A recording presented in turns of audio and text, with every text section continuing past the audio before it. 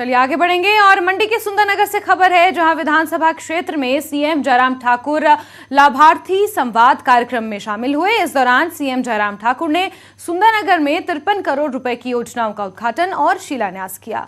यहां सीएम जयराम ठाकुर ने कांग्रेस पर जमकर हमला बोला। जयराम ठाकुर ने तंज कसते हुए कहा कि कांग्रेस के नेता आटे को भी लीटर में तौल रहे हैं।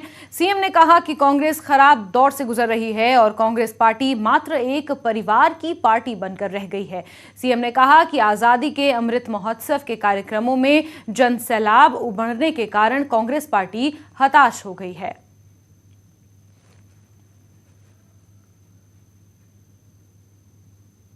पार्टी एक ऐसे दौर में, खराब जिंदगी भर के सबसे खराब दौर में से गुजर रही है।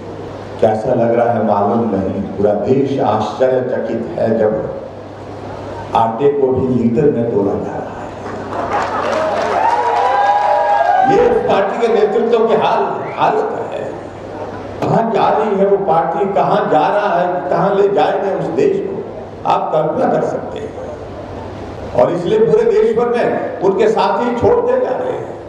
परिवार से मुक्ति चाहिए देश को, देश ने मुक्ति ले ली और इसलिए पूरे देश भर में नरेंद्र भाई मोदी जी देश के प्रधानमंत्री के नाते, आज तक के हिंदुस्तान के सबसे मजबूत नेता के नाते जो है प्रधानमंत्री के नाते, विपक्ष के मित्र बहुत हताश हैं, परेशान हैं, निराश। और निराशा किस वजह से है? क्योंकि आमतौर पर जब सरकार का कार्यकाल जब पूरा होने को नजदीक आ जाता है तब लोगों को लाना मुश्किल होता है, बिठाना मुश्किल हो जाता है, सुनाना मुश्किल हो जाता है। कोई कांग्रेस से कह रहा तो ये हम पहली बार देख रहे हैं, जब कार्यकाल सरकार का पूरा हो रहा है तो लोग जोश और जुनून के साथ